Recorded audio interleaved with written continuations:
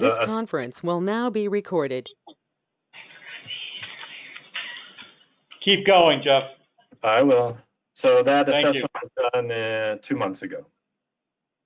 Proposed signage is black enameled aluminum 6mm composite board measuring 42 inches tall by 128 inches wide. It is to be installed onto the stucco sign band and also painted black and surrounded by a 3-inch wide painted frame in a warm white or ivory color. It should be noted that the provided dimensions of the proposed sign match the dimensions of a new sign at the adjacent tenant location. The digital vinyl would be printed, the corporate logo applied directly onto the sign surface. The logo includes the words Essence in large, bold, sans serif, all uppercase lettering, centered horizontally but within the lower half of the sign. There's a stylized hookah pipe emanating smoke combined with the second letter S in the word Essence. Justified right below the logo are the words Hookah Lounge in smaller sans serif lettering. All logo components are depicted in bright white color. The proposal to remove the existing awning and replace with a new sign within the existing sign band is appropriate with the following clarifications and revisions. The removal of the awning should also include the removal of the existing lighting that's there now, and also any needed repairs resulting from damage to removal of the sign and the light before the new sign is installed.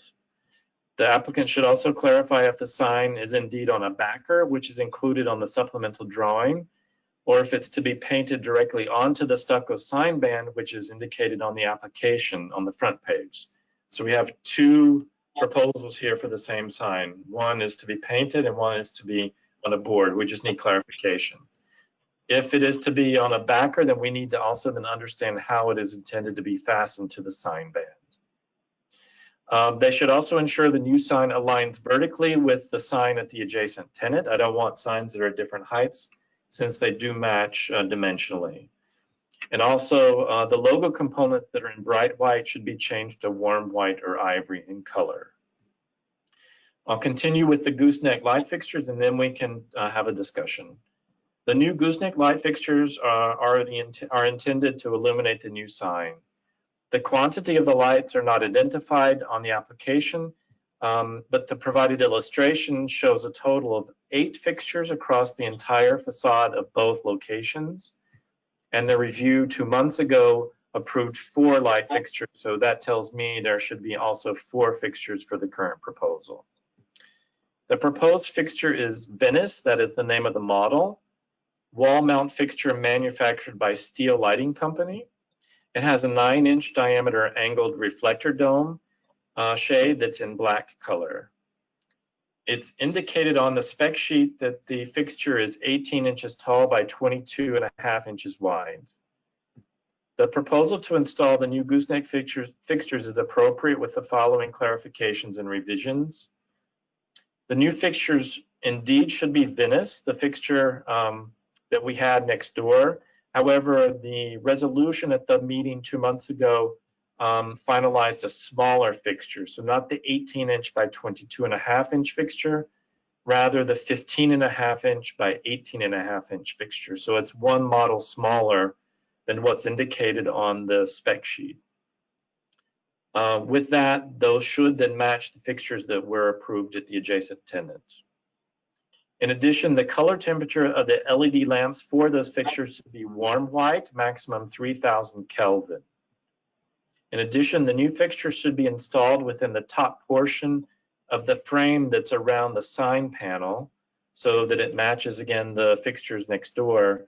And there should be no obvious visible conduits, raceways, transformers, or junction boxes visible on the exterior facade for these new fixtures.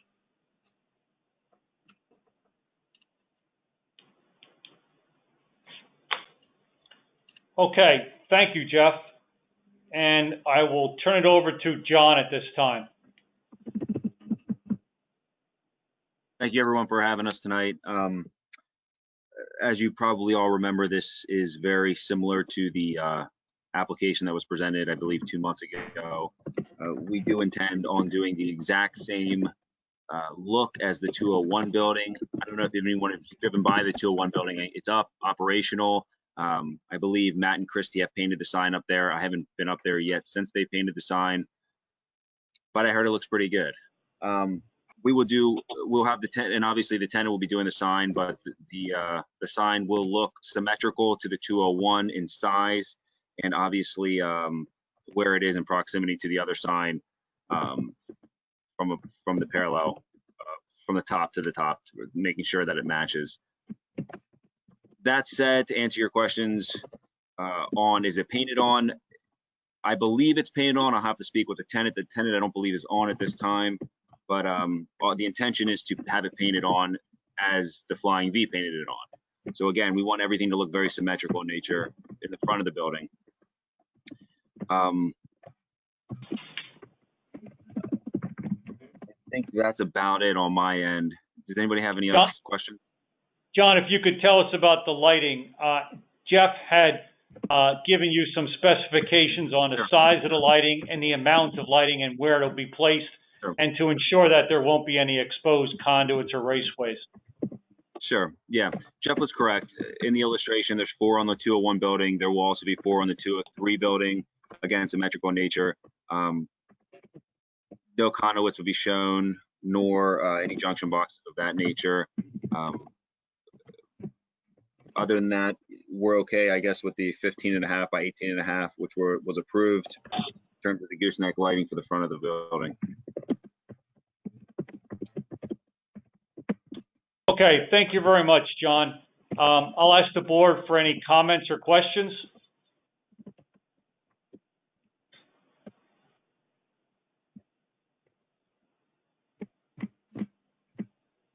Anyone have any questions?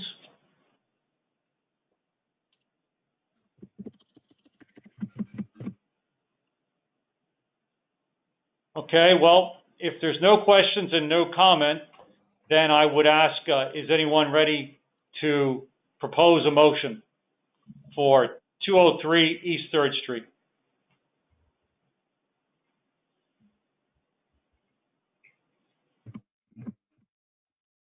I'll propose a certificate of appropriateness for 203 East 4th Street. Given the specifications that Jeffrey went over, all included, that the fixtures match the fixtures that have already been improved and are 15.5 by 18.5, that the sign aligns with the Flying V sign, that it's the same size and shape, that it's painted on in the same manner, that the lighting that's applied be 2,700 to 3,000 Kelvin and no colder than that, and that instead of bright white, the sign is painted with ivory. What did I miss? Anything? No, I think that's going to do it, Beth. Thank you very much. Would anyone second that motion, please? I'll second. Thank you, Tony. Okay, so we have a motion on the floor. We have a second for the motion. And I'll ask, are there any additional questions or comments on the motion? I'm sorry, I have a quick question here.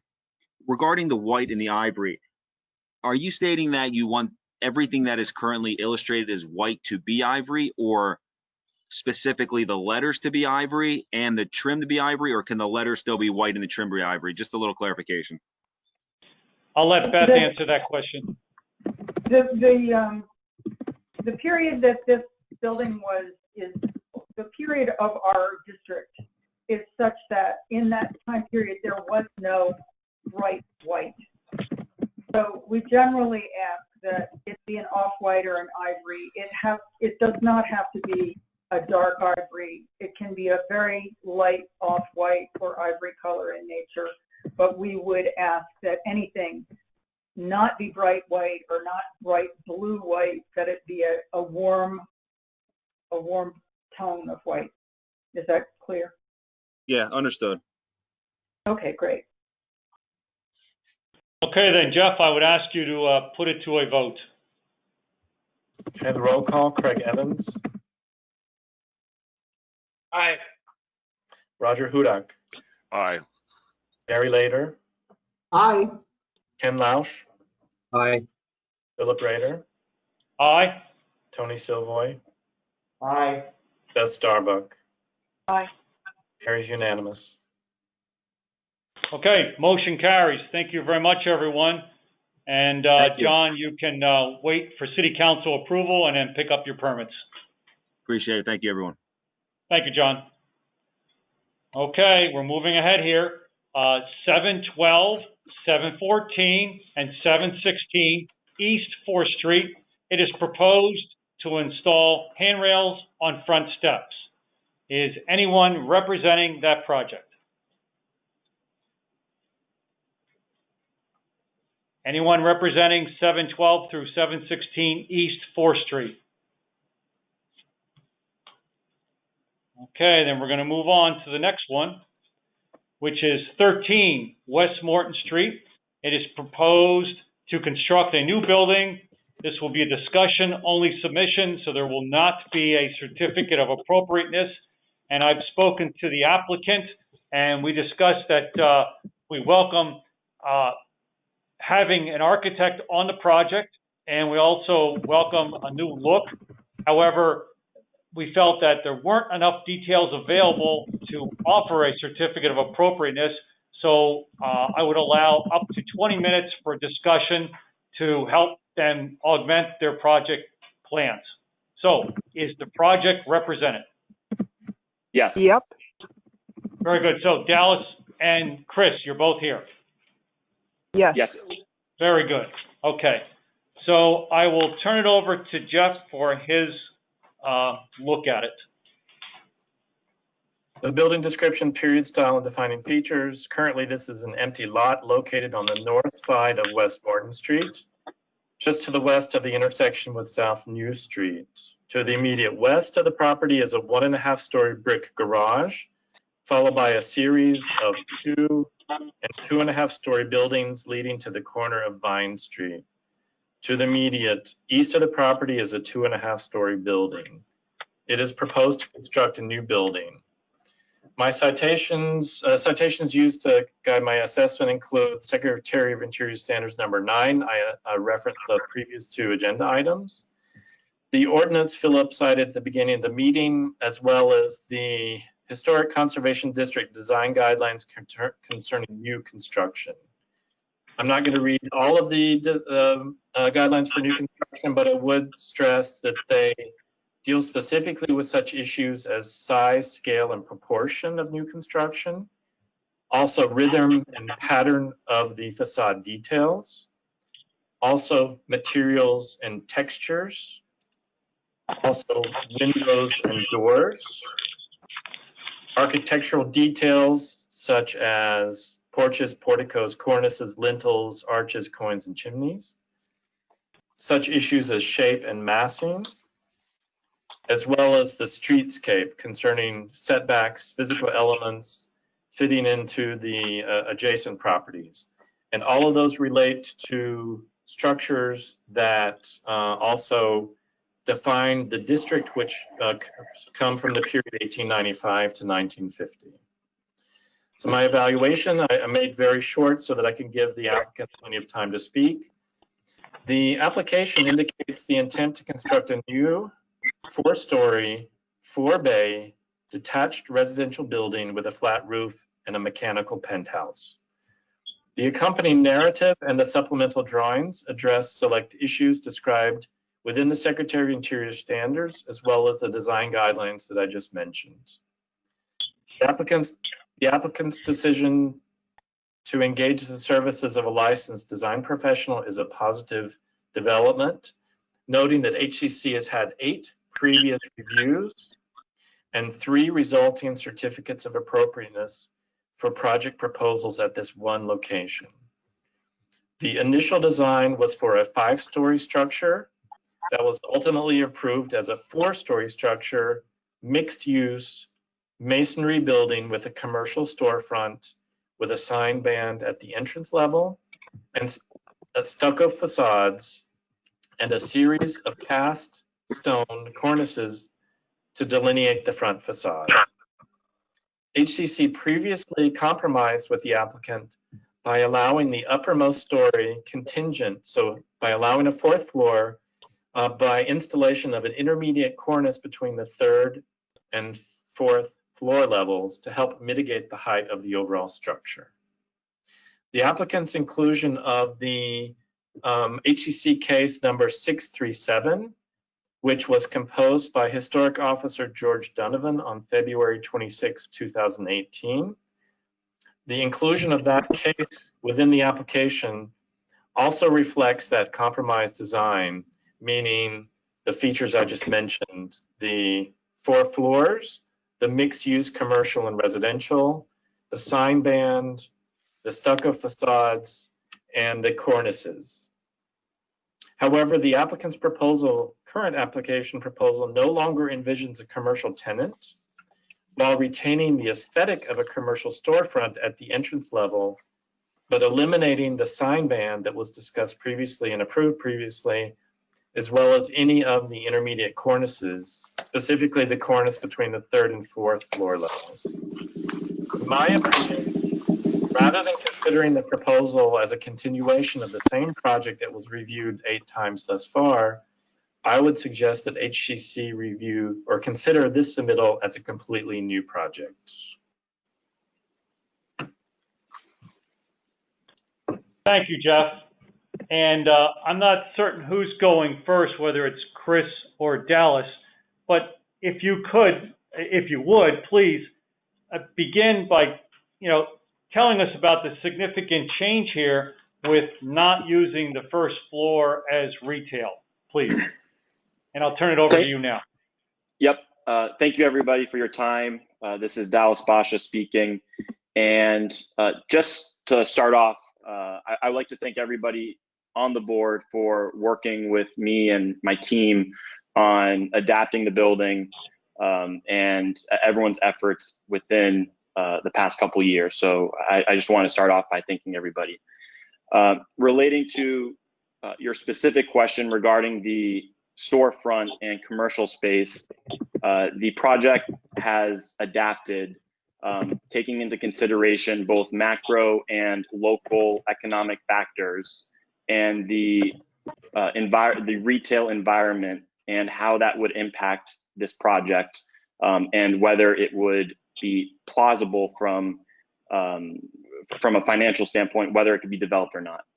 And unfortunately, given the risk of commercial space with new construction, the proposal is to adapt the first floor and converting the front storefront area into common space for the building, which has received a positive response from the city that they are willing to work with us and approve a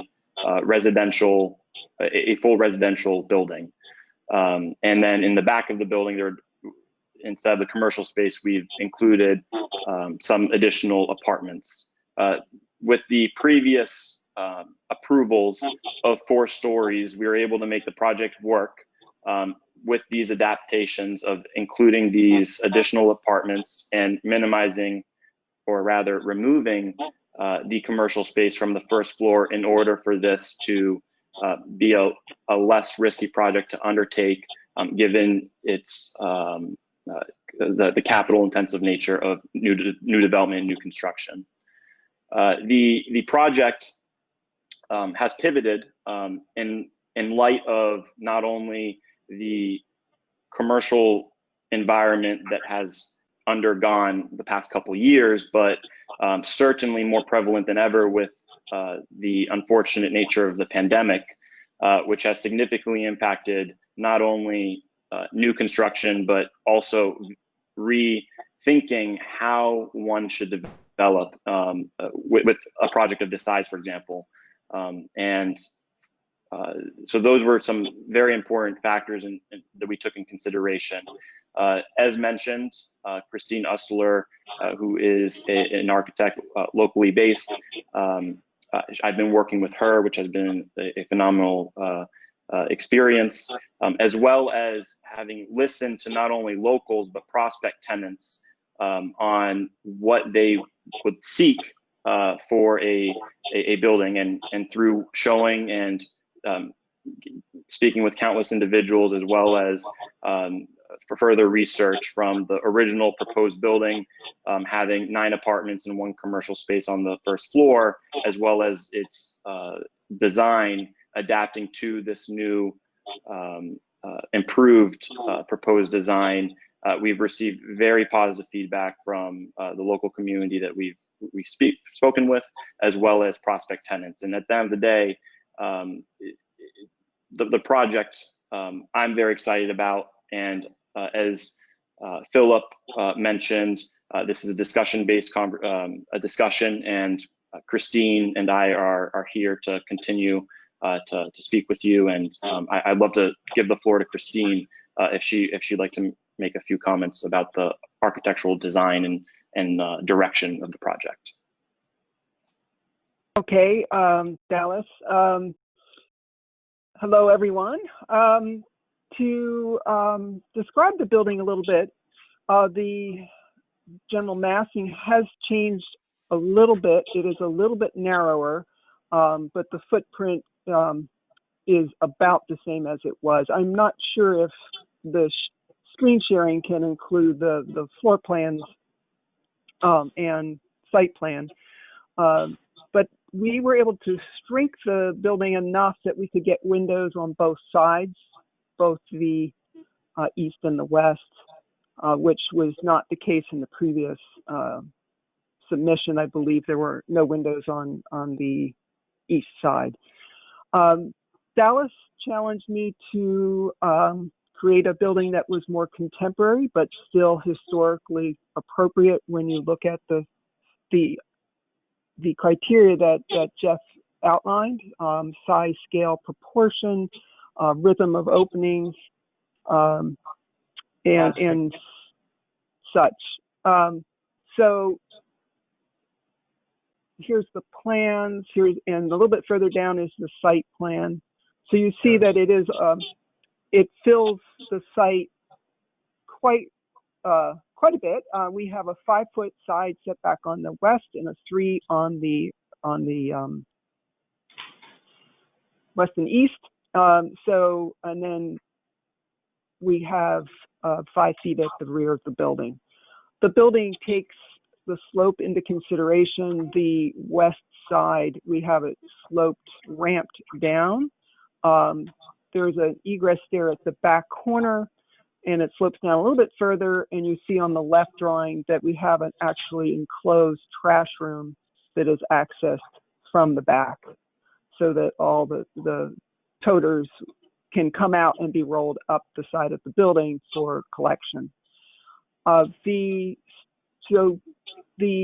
HVAC is actually on the roof. I don't have it shown in the roof plan, but you can see it on the side elevations. I proposed a setback, but wall system that sort of is a counterpoint to the slight slope of the roof that would obstruct the HVAC equipment from view. I think also because of its setback from the street, it'll be hard to see at all from the street level from Morton.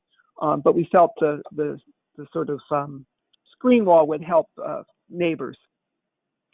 So we're trying to keep the HVAC up on the roof.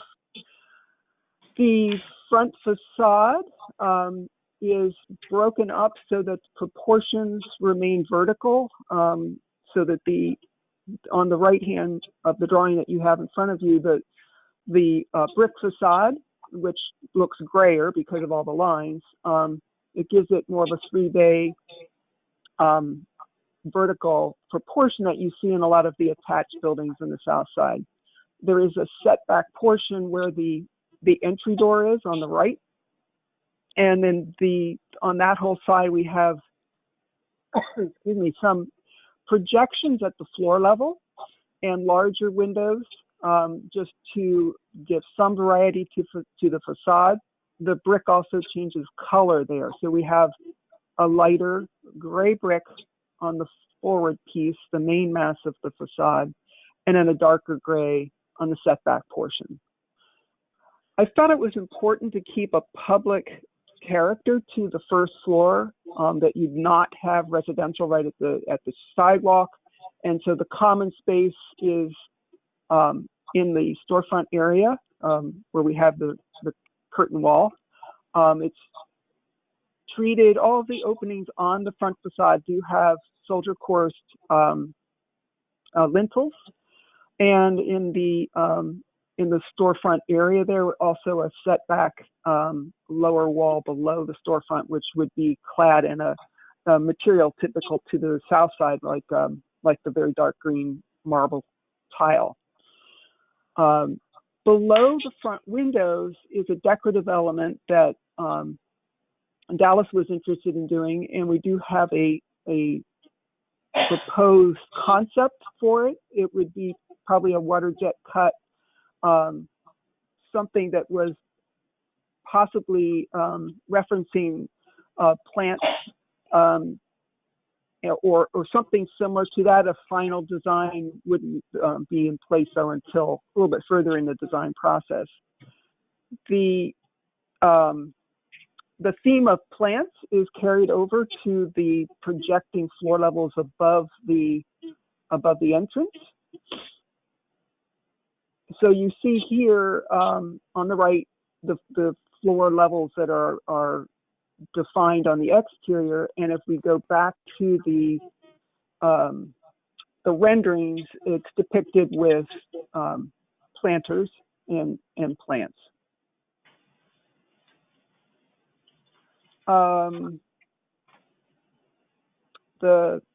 We can rotate those so you can see it better. So you can see there with the concept. All of the materials would be what is typically requested. We have aluminum clad windows in black. That's a bronze, very dark bronze or black storefront framing materials, and also entry door. I have some of the exit doors at the sides. Those would be a fiberglass door with panels, either one or two panels, where we don't want any glass. And at the rear, for the garage, for the trash area, I have a overhead door, but a narrow, small overhead door, so we don't have any swing door out into the sidewalk areas back there. I think that's a pretty good overview, and willing to answer your questions. Okay, then I'll turn it over to the board with their questions.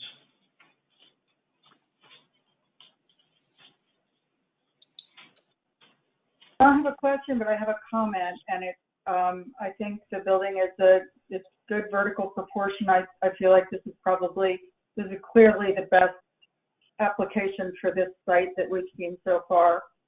I would like, however, to see a nod to the idea of a cornice above the full storefront. I think that the rhythm and massing of the building is good, but I just think it might be something to consider to figure out a way to put soldier courses or some kind of brickwork above that first floor set of windows that would make a nod to the historic sort of proportion of having a division between that first floor and the upper stories.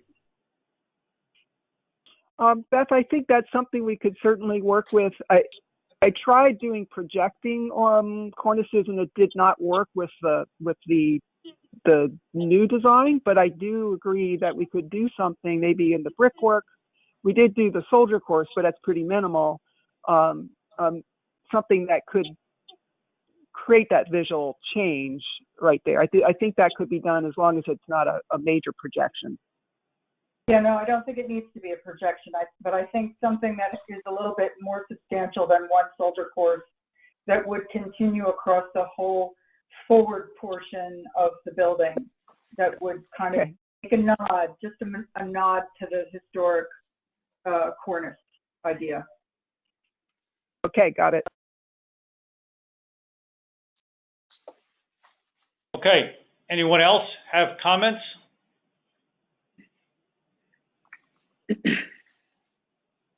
And just to build on it, I mean, we do see this as a brand new application. This was not seen as a continuation. Jeff was very helpful for me to understand that this was different enough, that this is brand new. Okay. I'm not sure how much time you or Dallas or both of you spent with the zoning officer, but since you have taken a different look at the first floor and perhaps will not have retail on the first floor and that it'll just be meeting space, I question whether or not you even need the meeting space and whether or not the building could be a 3-story apartment building.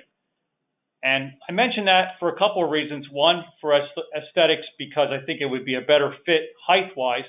But also I did some digging into the building code, and I'm going to put my building code hat on just for a moment and tell you that in 2015 International Building Code section 1006.3.2.1, it talks specifically about not having a second stairway in a 3-story R2 use building, which is what this type of building is. And it would certainly save you a lot of construction costs and would net you quite a bit of square footage if you reverted back to a 3-story building. And I'm just throwing that out there. But if it does remain the type and style of building you have presented tonight, with, of course, more details coming to us, but I agree with Beth that the area directly above the storefront windows is a missing element, and it needs something there. And I'm not sure if a flat cornice or some type of additional decoration would do it, but it definitely is a missing element right there that it would fit much better in the district if it had more decoration in that area. May I comment? Please. So we have explored the possibility of doing 3 stories. The challenge, well, for one, from an economic standpoint, even with the construction, it does not make the, sorry? Can everyone hear? The economic background of it is certainly relevant to your development and certainly something that you need to consider, but it is not something that we need to consider as an architectural review board. We have limited time. We have 7 things on the agenda. You were allotted 20 minutes and it's over that already. I don't mean to be abrupt, but I think that we have a lot of other things to look at. May I just say one final comment, just to address what was just mentioned?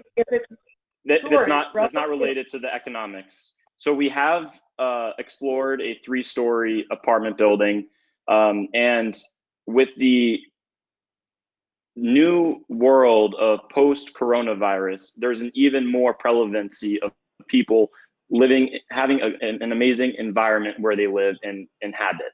And for for individuals living in apartments, and this is something that has been discussed and explored with prospect tenants and asking people, what kind of living environment do you want to live in? And every single person said that they would like to have, if they have the choice between an amenity common space or no common space, they prefer the amenity common space. Just to reflect as far as the us looking into whether or not, whether it could be commercial or not have any amenity space and it's just apartments, that's something that we have explored. And from feedback that we have received, that's something that we did not believe was the best use for this project. All right, Dallas, I have one last question. And could you just tell us in 1 or 2 sentences about the panel being used below the windows? I will let Christine answer that question. All right. So, below the windows. Oh yeah, please, Christine. That came from an idea that Dallas had to bring in, like I said, the sort of the plant motif, we're open to discussion on it. But that's just our initial concept. And the idea is to provide life and vibrancy to the building. So that's why, as Christine mentioned, not only having a pretty decoration underneath each window, but that extends to the right side of the building where we have planters, which again adds a little bit more character and liveliness to the street and the community. All right. Well, thank you very much, Dallas and Chris. And we all look forward to the new proposed building. We appreciate your time. Thank you very much. Very good. Thank you again. Thank you. Bye. Okay, with that, we're going to move ahead to number 5 on the agenda, which is 14 West 4th Street. It is proposed to install a vinyl sign. Is that project represented tonight? Anyone here representing 14 West 4th Street? Allison Lay or Linda Villani? Okay, then we're going to move on to number 6, which is 409 through 411 Wyandotte Street. It is proposed to construct a new building. This will be a discussion-only submission. And I've talked to Larry Amy about this, and we had the same agreement that we would try to limit the discussion to 20 minutes. So is Larry with us tonight?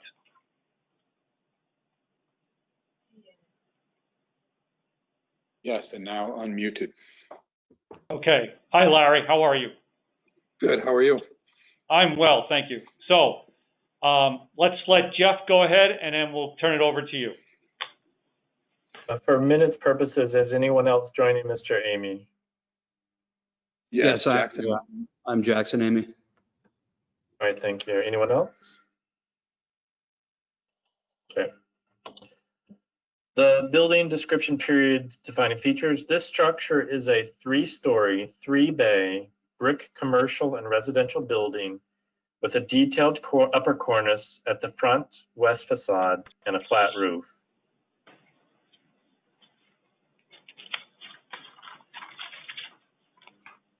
A lot of feedback right now. The commercial entry-level facade has been significantly altered and now includes 2 entrance doors in the left north portion, along with the punched window opening in the right south portion, with the original brick and/or storefront facade covered with a stucco finish that is in poor condition. The upper portion of the original brick masonry of the front facade was treated with a stucco veneer and given an etched brick pattern often referred to as brick coat sometime during the mid-20th century. The side or north and the rear or east facades are coupled in vinyl siding that is currently in poor condition and requires patching and replacing. The existing structure represents the first in a row of similar commercial and residential structures dating from circa 1880, which are all Italianate in style and collectively are referred to as Palace Row. The rear of the structure exhibits a series of later additions dating from the early to mid-20th century. The Historic Conservation Commission previously conducted a series of reviews of this project location in mid to late 2010 and ultimately approved a certificate of appropriateness on October the 18th of that year for various exterior renovations that included a commercial venture at the entry level and residential units above. However, the building exhibits none of the improvements that were approved at that time. Proposed alteration is proposed to construct a new building. That's what the agenda says. However, if you look at the application, it's not a new building. It's additions or corrections or revisions to the rear of 2 buildings. And I'll let the applicant describe those in more detail. The citations I use for my assessment include Secretary of Interior Standards number 6 concerning deteriorated historic features should be repaired rather than replaced. Secretary of Interior Standards number 9 that I've cited in the 3 previous agenda items. The Bethlehem Ordinance that Philip read at the beginning of the meeting, as well as the Historic Conservation Commission design guidelines concerning demolition. And I will quote that since we don't get demolition very often. HCC will not recommend approval for demolition unless proposed demolition involves a non-significant building, provided that the demolition will not adversely affect those part of the site or adjacent properties that are significant. My evaluation and recommendations. During the regular Historic Conservation Commission meeting on October the 15th, 2018, so almost 2 years ago, we did see an application that included the following. That HCC concerns included the following. HCC hesitated to approve demolition of the rear building elements because they date from the time period of interpretation of the Historic Conservation District and thus contribute to the district. They expressed disappointment that the applicant had not maintained the properties, considering the original rehabilitation proposal had been approved in 2010. HCC also stated if demolition would be approved, the proposed sheathing of the exposed walls after demolition should only be considered a short-term solution, so the applicant was encouraged to rehabilitate the remaining structure in the foreseeable future. Following the discussion at that meeting, HCC unanimously agreed to table any decision to approve demolition of the existing two-story rear addition and the attached three-story stair tower until the applicant could submit a more comprehensive application to address various issues. Those issues included providing depictions of all wall surfaces that would be exposed following selective demolition, and also identify how those walls would be treated. Provide interior photos depicting the existing conditions to explain the poor condition of the elements that were proposed for demolition. Submit an action plan concerning the physical supporting of any walls of neighboring structures that would be revealed upon demolition, and provide a design plan for redeveloping the enlarged rear yard. At the conclusion of the discussion item in 2010, the applicant inquired about the ability to conduct needed emergency repairs while preparing more substantial application for review. HCC Chair Philip Rader explained the applicant should engage the services of a qualified structural engineer to determine the immediate emergency needs and then submit an action plan to the City Planning Department for review and approval before moving forward. The current application can be, in my opinion, considered an initial step in response to the previous HCC review from about 2 years ago. Although much effort has been given to the new renovation proposals, it seems that less effort has been given to satisfy the various items that were requested at the last meeting. Okay, thank you very much, Jeff. And before I turn it over to Larry, I want Allison from 14 West 4th Street to know that as soon as we're done with this application, we will go back, we will find you, and we will hear what you have to say. So at this time then, I'm going to turn it over to Larry. And again, the clock is ticking, so go ahead, Larry.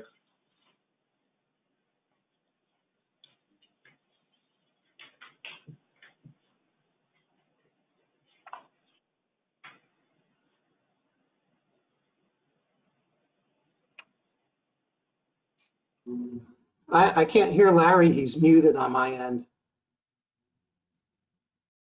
There you We're go. working on that right now. Hold on. I'm unmuted. There we go. Thank you very much. Okay, Larry. Thank you, Jeff. Thank you, Phil. Pleasure to be back to the committee with warning that we'll be back again next month with what we hear in terms of guidance for this project, but also for the Flatiron. This project will be transferred ownership-wise to my 3 sons, who will take and run with this project, but it will also be done in coordination and conjunction with easements required by the Flatiron to make the project work in terms of access and accessibility. It's our desire tonight for you to provide the guidance to help us be successful next time. You all know the project has been languishing for a while, and we are committed to bringing it forward. With that, I'm going to turn it over to Jackson, who's going to provide some context and hopefully stimulate your guidance as we prepare for next time. Thank you. Hi, everyone. Thanks for having us tonight. You know, as you said, in 2010 and 2018, you know, that we've already had a couple discussions on this property. At that time, unfortunately, you know, Lawrence wasn't ready at that point in time to move forward with this, as he was, you know, more focused on the Flatiron building, which is adjacent to this property.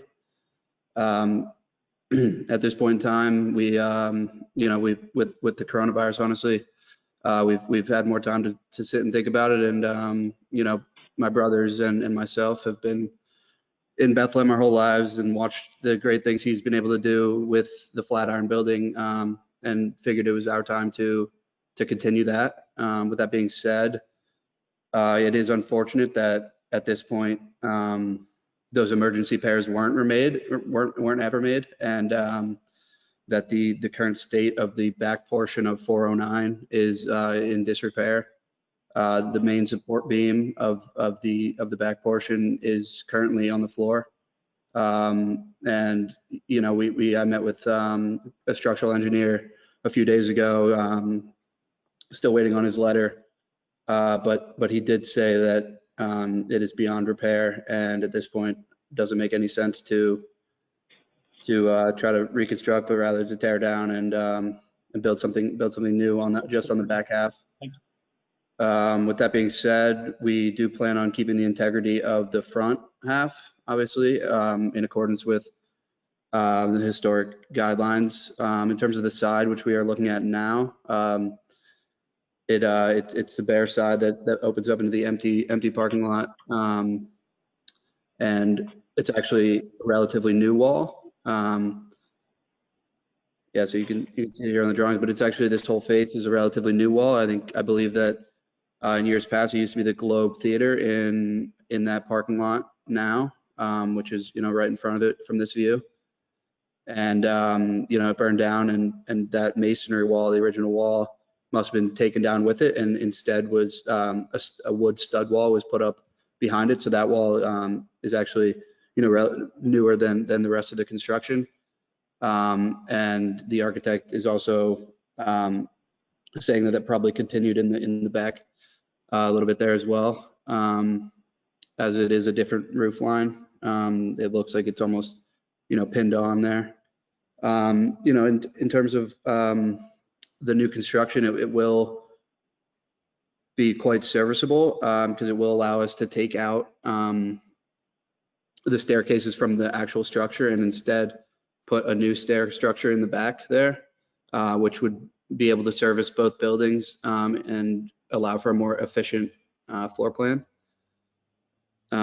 With that being said, it will be constructed hopefully in you know, in spire wall, which contributes to the overall sustainability of the building, including the addition of solar panels on the roof and potentially over the awning on the side of the parking lot here. And lastly, you know, we're fortunate enough to have New Bethany Ministries as our you know, neighbor right across the street there, and we actually met with him recently, Mark, the head of that, and you know, he says that they've been struggling for proper housing for less fortunate individuals during this pandemic. They've actually resorted to you know, paying full nightly rates for hotels for people for that, and they got a pretty sizable loan to do that. And so he was actually excited about this project because it would bring, you know, new apartments in close proximity to their headquarters that they could potentially use as well, especially, you know, as I've said, they have a shortage.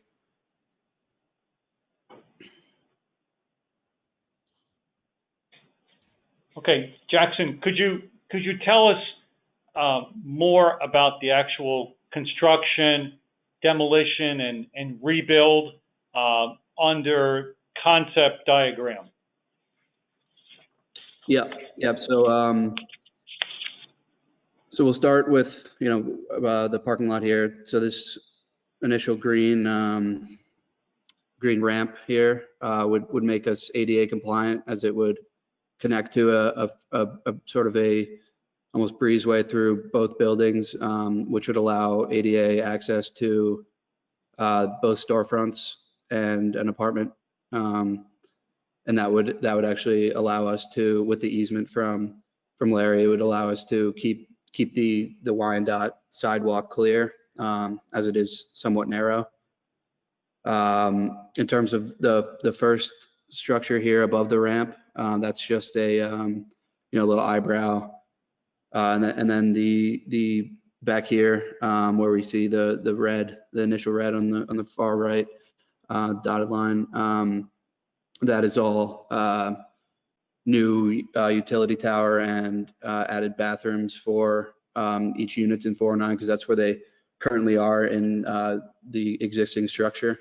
They're in there, and that would obviously have to be taken down, as there's toilets falling through the floor, and just generally in disrepair. And then actually the second half of that on the left side, of the new structure would be the staircase, along with balconies for each unit there. The staircase would, as I mentioned previously, allow us to access both buildings, 409 and 411 Wyandotte, from the same structure. And also, as I mentioned earlier, that it would make for a more efficient floor plan on the inside. Moving on to behind that, or to the south side, that would be a area for residents to sit, a nice patio with Lumos panels over it, which are essentially solar panels. And it's actually how it's currently built. Right now, there is a structure over where that patio would be. So we'd actually be doing, less structure than is currently there. And then back here is just a staircase that would lead to the lower parking lot, and potentially a back patio on the ground floor there. All right. At this point, I'd like to ask board members to ask any questions they may have, or make any comments on the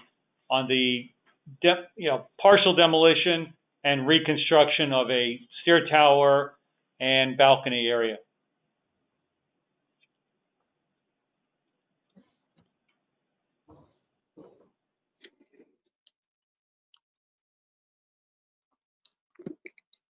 I guess we win approval. Wow, that was too easy. There must be someone. Craig, any comments?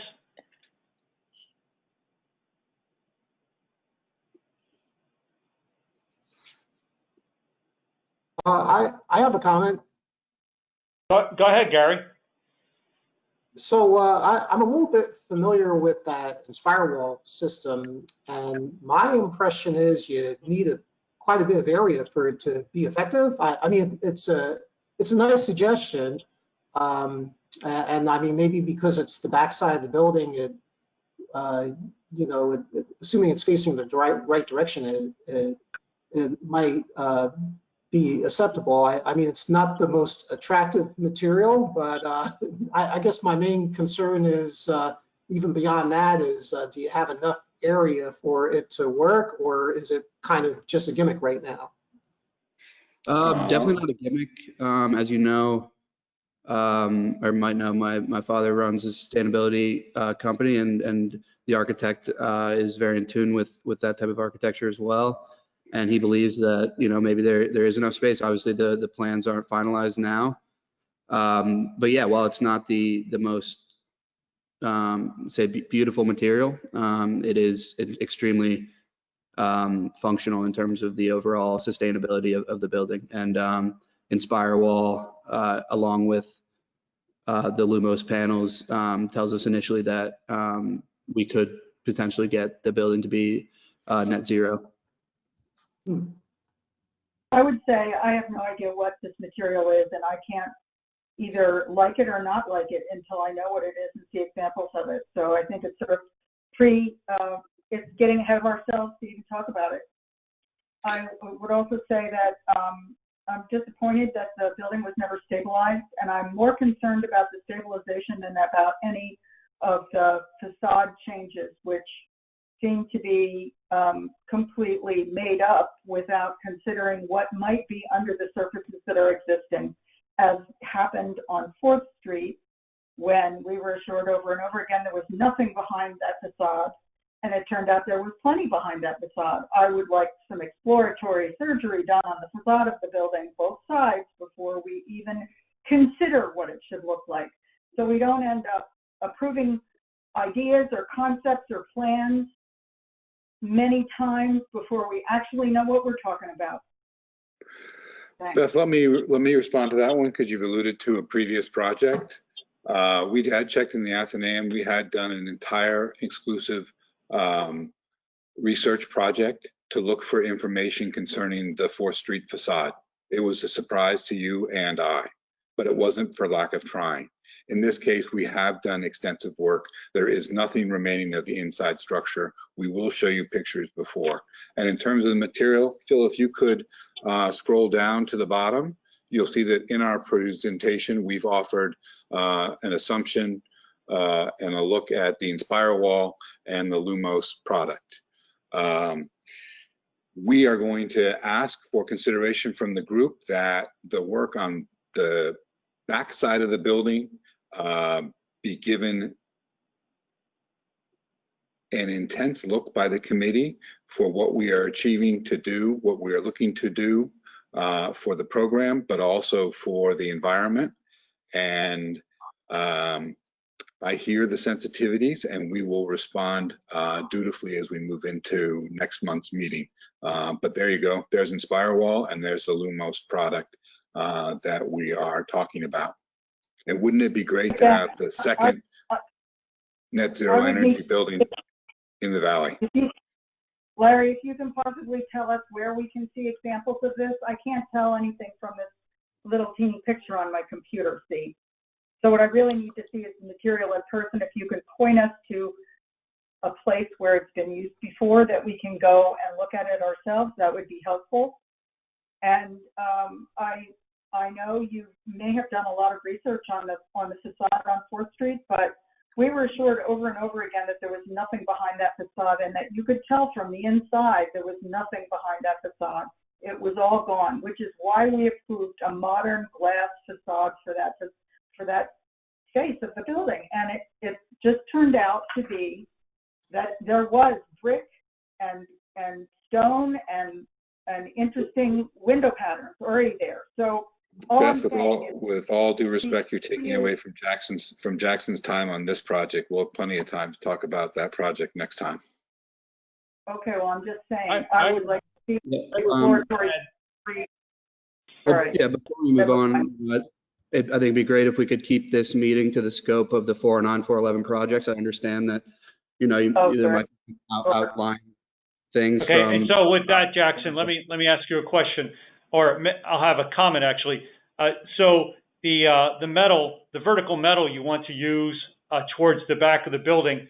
I mean, I think I have an idea of the look you're looking for in that last section of some vertical components, and then you have a horizontal band and more vertical components and so forth on until you get to the top. I think the idea is a good idea.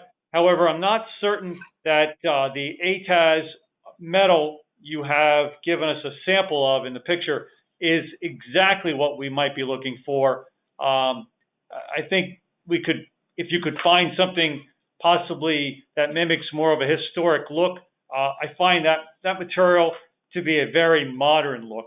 And if you search, I think you'll find something somewhat more historic you could use. But I do, again, like the idea of the vertical and then horizontal elements. So we'll need to go through an exercise where we prove that the back of the building is not original, is not conforming, and is not safe. And as a result, that a new material introduced creatively might make sense. After all, you did provide consideration of the project on Morton Street, and certainly there are new buildings within the district. So this will be a time for us to expand our horizons and look at what might be that also expands our notion into sustainability, and sometimes function is as important as form. Perhaps on an expanded plan, I could be persuaded. So let me turn it back to anyone else who has questions or comments on the project in our last few minutes with Larry. Just Craig? a comment here. I don't have a running tally of the number of hours that we have looked at 409 Wyandotte Street. But I would like to be convinced that a project might actually happen there. We have looked at a panoply of ideas, and they've been brought to us for discussion, and we've created as many inventive ideas as our committee possibly can. And I think we're staring at another such situation. I'd like to be convinced that this project has some viability. So last I heard on the previous conversation, economics weren't part of your consideration, and how we evolve in an evolving marketplace shouldn't be part of your consideration if you're being consistent. And therefore, I'd ask that that not be a part of our conversation, because we were just told in an earlier component that that wasn't important to the committee. So I'm not so sure you can have it both ways.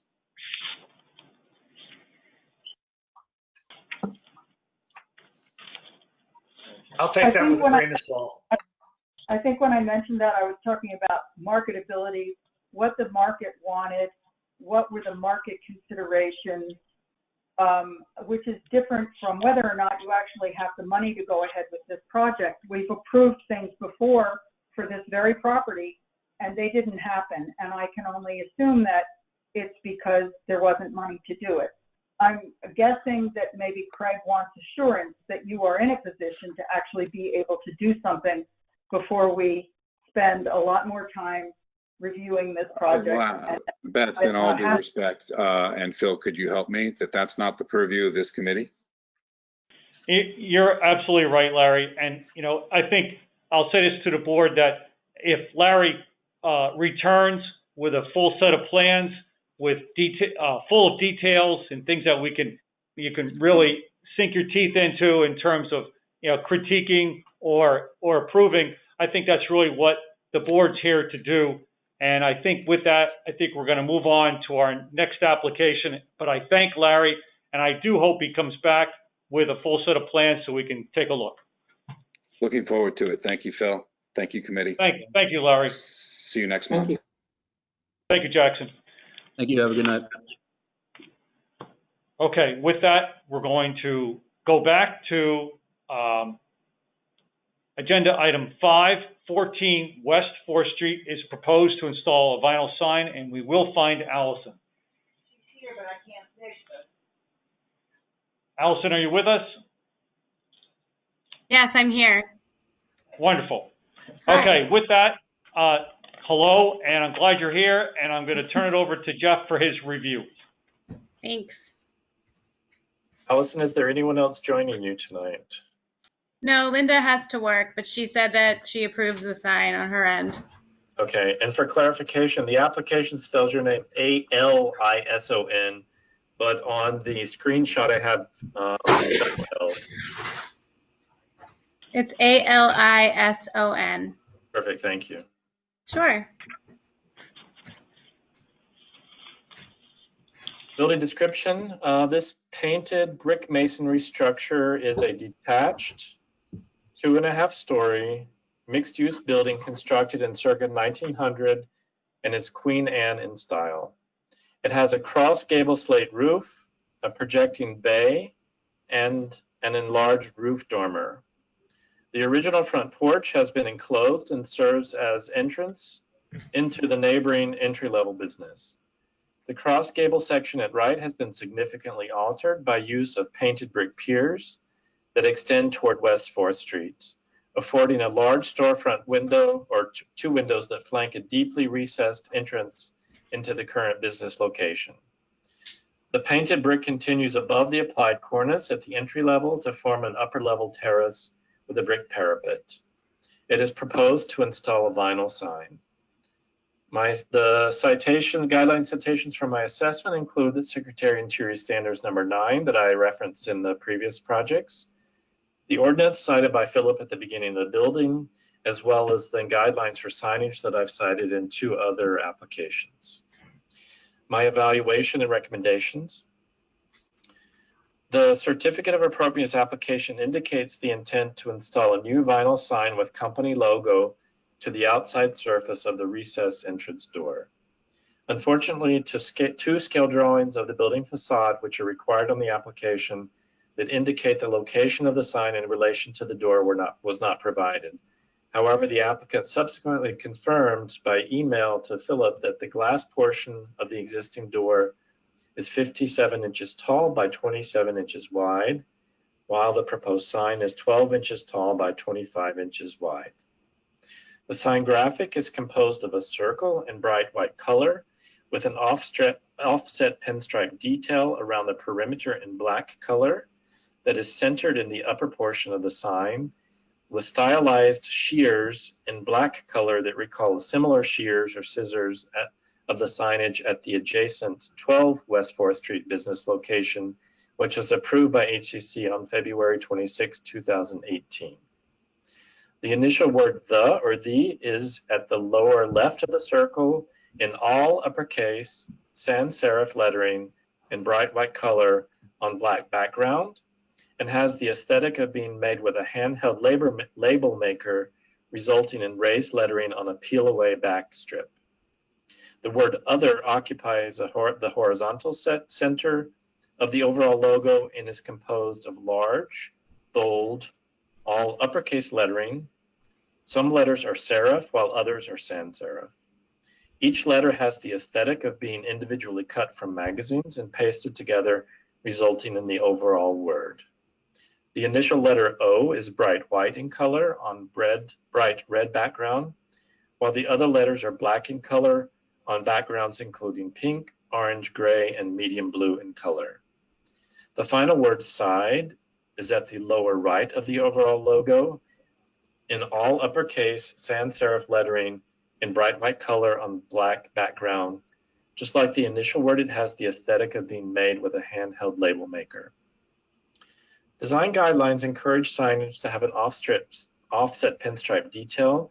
However, that assumes that the sign will be a square, a rectangle, or a circle. This is irregular, so the commission might consider an exception to the rule for the pinstripe. It also encourages the use of serif lettering, and here we have a combination of serif and sans serif, although this might be a company logo, which is oftentimes exempt from that requirement.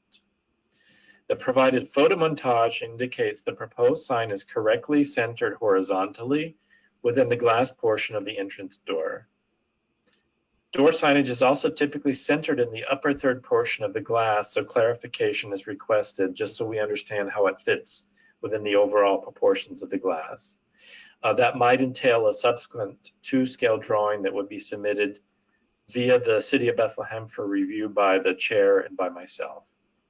Finally, the design guidelines discourage bright white color within the historic district, so the applicant should revise any bright white elements to warm white or ivory. I'm good. Thank you, Jeff. That was great. So I'll turn it over to Allison and to tell us about your sign.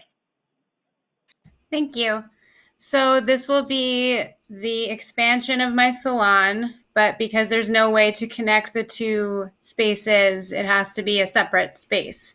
So we are going to be bringing in esthetician services, which will take place in the room towards the back of the space. And in the front of the space, it will be retail, upcycled clothing, art, jewelry, accessories, DIY gifts, stuff like that. So this is going to be the way that the logo was designed was to kind of shadow a Scandalo with the scissor logo, but create a new version of what we are going to be becoming, which is this double business next door to each other. that kind of bounces off of each other. So the designer who created this logo also created the Escandalo logo, so they're connected.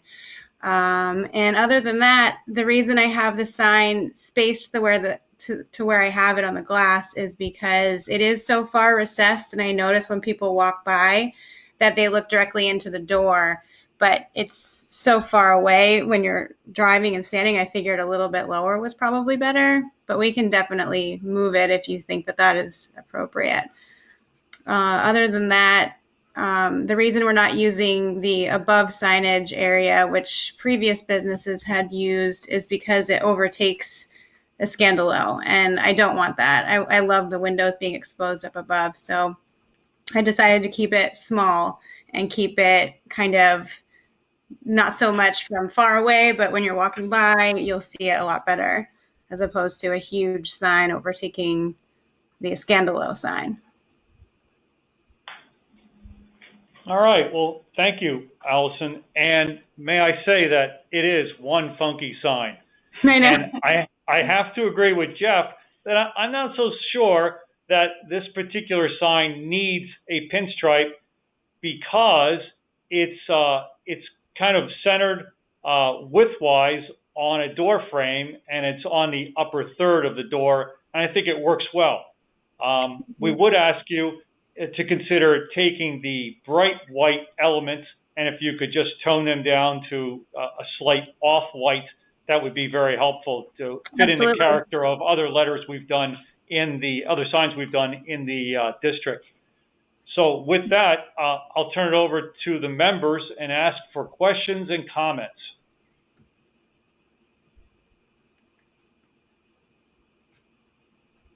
Any questions from anyone?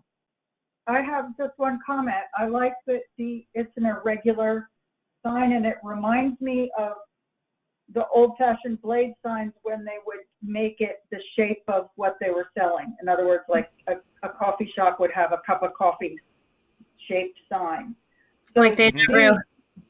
It's to me, it's reminiscent of that, and I think that certainly gives it a plus with regard to not exactly fitting our normal sign guidelines. It does seem somewhat historic to me, even though it's very modern and funky. Thank you. I'd like to make a motion for this project. Okay, Gary, go ahead. Okay, I'd like to make a motion that we approve the submitted sign with the stipulation that the bright white is toned down to be a more historic white, I mean a warmer white, that in keeping with our usual guidelines. Sounds great. Okay, Gary, all right, thank you. That was Craig, right? Yes. Thank you, Craig.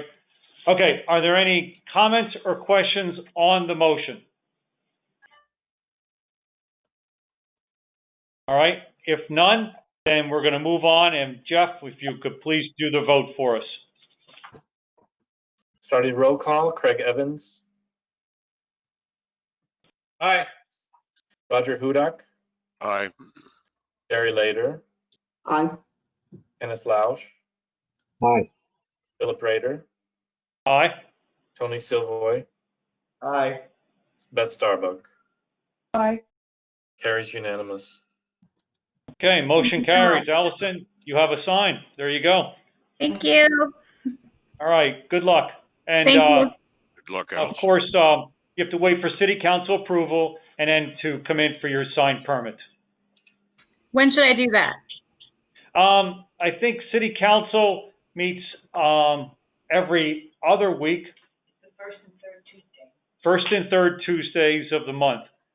So I don't have a calendar in front of me, but whenever they meet again, I think our office will call you to let you know. Oh, okay, great. All right? Thank you so much. All right. Have a good You're night. very welcome. You too. Okay, our seventh agenda item is 17 East 3rd Street. It is proposed to install vinyl logos on windows, exterior panels, and a hanging sign. is this project represented?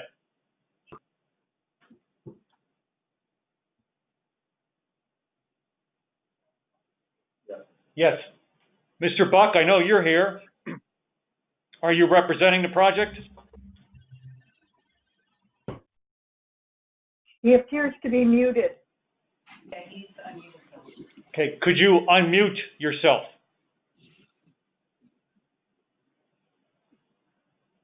Here we go. Can you hear me now? Yes, we can. Very good. Okay, is there anyone with you? The tenant is also on the call, listening. Okay, and his name for the record is?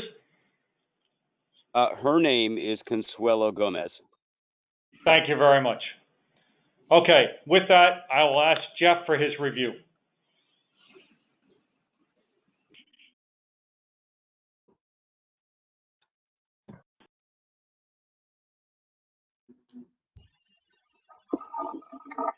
I can't hear Jeff. Jeff, I think you're still muted. Thank you. This structure is a 3-story, 3-bay, attached brick masonry, commercial and residential building with a flat roof, projecting cornice, round arched windows at the upper floor, decorative terracotta bands, and a vintage storefront facade dating from circa 1940. The building dates from circa 1880 and is Italianate in style. The 1940 storefront has a curved display window to the left or the west, and a faceted display window to the right or east, which is a replacement for the lost or damaged original curved glass. It is proposed to install vinyl logos on the windows, exterior panels, and a hanging sign. The citations used for my assessment include Secretary of Interior Standards number 9 that I've cited previously, the Bethlehem Ordinance that Philip cited at the beginning of tonight's meeting, as well as the design guidelines that I've cited for 4 previous agenda items. My evaluation I've broken down into the 3 different sign types. The Certificate of Appropriateness application indicates the intent to install 3 new cut vinyl signs with the company logo to the surfaces of storefront windows. It wasn't clear to me if it was the inside or outside surfaces, so that I require clarification. So we have the window signs. There are also 3 signs in the flat panels within the lower portion of the existing sign band, as well as a replacement for the blade sign. And it looks like they're using the existing scroll bracket that's at the right or the east of the facade, just above the lower cornice. Unfortunately, the 2-scale architectural drawings of the building facade, which are required according to the Certificate of Appropriateness, are not provided. However, certain dimensions are indicated on the supplemental photo montages. I'm going to start with the blade sign. The proposed blade sign measures 36 inches tall by 36 inches wide, with the company logo in the shape of a cigar ring. That includes a stylized depiction of the monument to the heroes of restoration. That is a tower in the city of Santiago de los Caballeros in the Dominican Republic. It is in a combination of light gold and dark gold colors within a series of concentric circles that are also light gold and dark golden colors, with a central circle in bright red color. Below the graphic within the horizontal banner of medium brown color outlined in bright white is the word Santiago in large, all uppercase serif lettering in black color. Beneath the banner is an oblong oval in bright red color with the words Cigar Lounge in smaller, all uppercase serif lettering in bright white color. The remaining sign background is black in color. The proposal to replace the existing blade sign with a new sign and attach it to the existing scroll bracket is appropriate with the following clarifications and revisions. Confirm that the new blade sign is the same size as the existing sign. Identify the material of the proposed sign in the graphics. There's no indication if it's wood, composite, if this is painted, if this is a graphic that is on vinyl applied, etc. Integrate an offset pinstripe detail around the perimeter of the sign in a complementary color I would suggest either a medium brown, a gold, or a red. Revise all bright white color details and lettering to warm white or ivory in color. And I would encourage installation of new LED lamps in the fixtures that are integrated into the scroll bracket. If you look closely, it has a light fixture on either side of the scroll bracket to illuminate the blade sign. And as we stated in previously, the color temperature of the LED light should be maximum 3000 Kelvin. Transitioning now to the window signs. The proposed window signs are cut vinyl with the company logo in shape of the cigar ring, the same that I described for the blade sign, however, without a black background. The new signs are intended for the storefront windows facing the front, the south facade, as well as the inside left or west storefront window that leads to the recessed entrance door. Unfortunately, dimensions of the new signs and the dimensional relationships of those new signs within the existing storefront windows are not provided. The proposal to replace existing signage with new signs in the storefront windows is appropriate, with following clarifications and revisions. Confirm that the critical dimensions of the new signs, as well as the dimensional relationships of the new signs within each existing storefront window. Revise any bright white color details and lettering to warm white or ivory in color. And then finally, I'm dealing with the 3 signs that are above the storefront. Each proposed sign intended for the 3 flat panels within the lower portion of the existing sign band measures 20 inches tall by 75 inches wide. Unfortunately, the material of the proposed signs and the method of installation are not indicated. The left sign includes Santiago, while the central sign includes the word cigar, and the right sign includes lounge. The words are in large, bold, all uppercase, serif lettering in black color on background in medium brown color, with horizontal red and black pinstripes at the bottom and top in bright red and black color.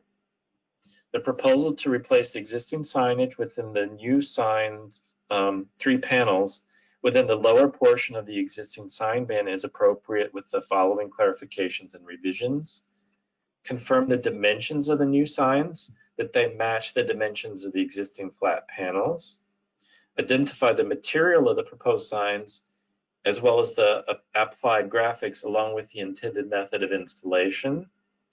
And I suggest continuing the horizontal pinstripe details at the bottom of the top in red and black color around the vertical sides of each panel, so that each panel is completely surrounded by pinstripes, not just the top and bottom, but all sides.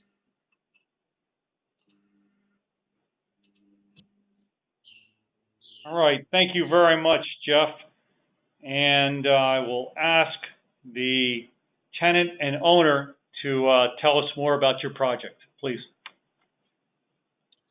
Sure. Thank you to the committee for hearing us. This has been an education for me listening through to it. And as I've been listening along, I already was expecting a suggestion for pinstripe around the hanging sign. That seems to make a lot of sense to me. And I'll recommend to the tenant that they observe that recommendation. And also in terms of the vertical sides of the Santiago Cigar Lounge 3 depicted signs, again, the pinstripe seems to make sense. We'll come back with clarifications on the sign or on the size of the vinyl signs that are depicted on the windows. They are intended to be installed on the interior, and the depiction here with 3 of those is actually been changed after some discussion with the tenant. That will be down to 2, just the 2 on the front 2 windows. The one on the interior seems to be overkill. I suggested that we drop that, and she agrees that that would be a sensible thing to do. So other than that, I don't think that there's an awful lot to offer. This is a substantially similar signage to what was in place with the previous tenant.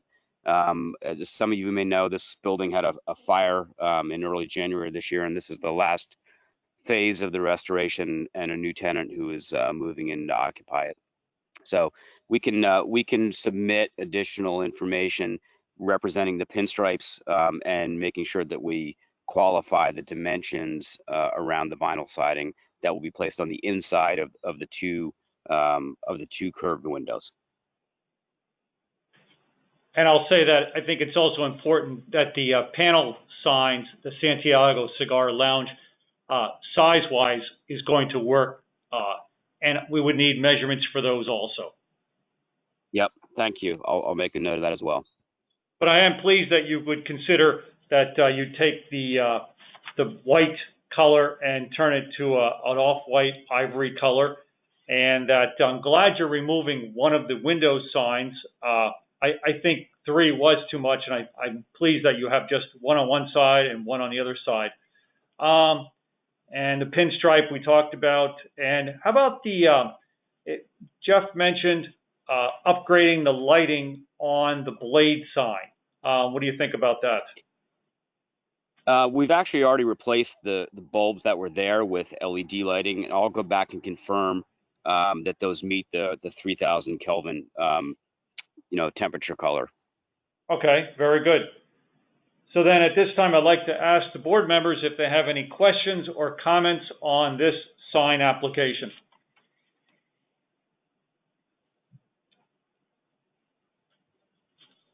Anyone?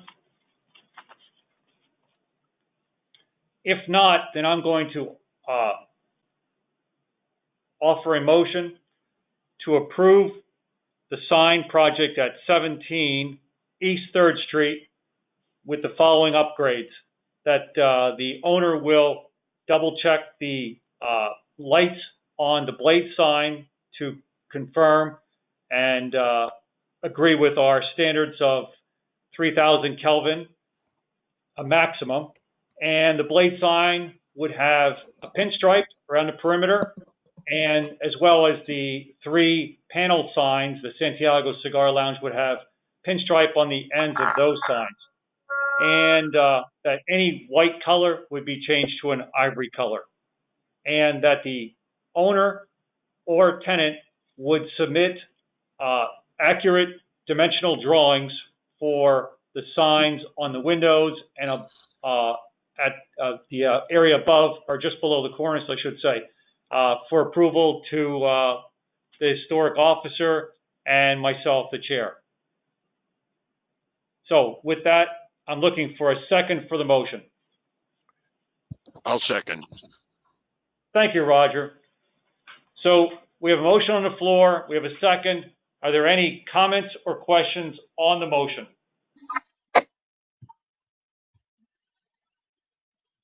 Okay, very good.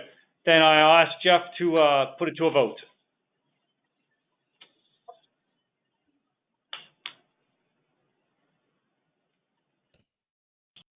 So roll call, Craig Evans, Aye. Roger Hudak, Aye. Gary Lader, Aye. Kenneth Lausch, Aye. Philip Rader, Aye. Tony Savoy, Aye. Beth Starbuck. Aye. Carries unanimous. Okay, motion carries. There you go. Thank you very much for your time. Okay, I have one last item. It's not on the agenda, and it already has a certificate of appropriateness. And I have a letter from the owner of Zest, Mr. John Trapani, and he writes, "Dear Mr. Rader, based on an agreement with the board, the awning is scheduled to come down on 10/31/2020. With the current COVID-19 pandemic, we are asking that the board grant us some leniency and allow us to extend that date, weather permitting. We are obviously, we would like to go into the winter season as far as possible. I can't see pushing it further than the end of November or very beginning of December. I realize that any snow forecast, the awning will have to come down immediately." So what Mr. Trapani is asking us is to extend approximately 3 to 4 weeks into the month of November. And I'm asking the board how they feel about that and if they would let me know. And you can do so now. I make a motion that we allow him to extend 3 or 4 weeks, given the weather stays good. Second. Great. Thank you very much. Who seconded it? Ken. Ken, thank you very much, Ken and Beth. If there's any discussion, please go ahead now. Otherwise, we'll just ask Jeff to put it to a vote. I think we need a defined date. I think that it just should be either like by Thanksgiving or by December 1. Can we say on or before December 1? Yeah, Fine with me. Okay, that's fine by me. Bob, Beth, that's okay with you, Beth? Yep. Okay, thank you. So then I would ask Jeff to put it to a vote.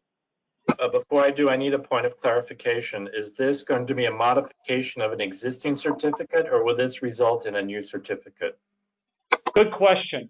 I'm not certain. I don't think we've ever modified a C of A before, so I'm not sure. I think we should have it as a new one. Okay. Very good, thank you. Okay. And the wording will be by December 1st or first snowfall, whichever is first. Great, perfect. Thank you. Okay. Roll call, Craig Evans, Aye. Roger Hudak, Aye. Gary Lader, Aye. Kenneth Lausch, Aye. Philip Rader, Aye. Tony Silvoy, Aye. Beth Starbuck. Aye. That carries unanimous. Very good. Okay. I will let him know that. And of course, it'll go through City Council for their approval. I'll still check. I with- don't have anything else, although I guess I should ask, we had one, number three, yes, on the agenda. He called me today, so I'm sure he meant to. So Unless you 7, want a phone call. 712 through 716 is, East 4th Street is represented or not? I don't think so.